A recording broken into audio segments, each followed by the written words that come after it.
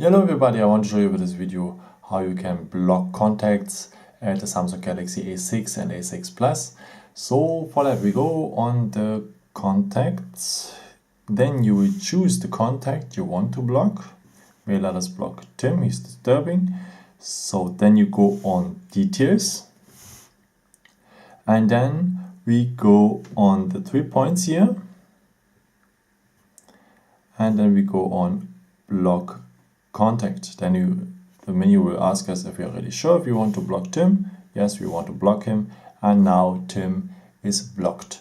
If you want to unlock him, again, if you want to unblock him, just go again on the 3 points here, go on unblock contact, and Tim is able now to call us again. So all the messages he will send to us and all the calls he wants to give us will be blocked if he's blocked, and if we unblock him, of course, he can reach us again. Thank you so much for watching this video. I hope I could help you with it, and maybe if you want, you can leave me a nice comment or give me some thumbs up. It's always helpful for my videos. Thank you so much for.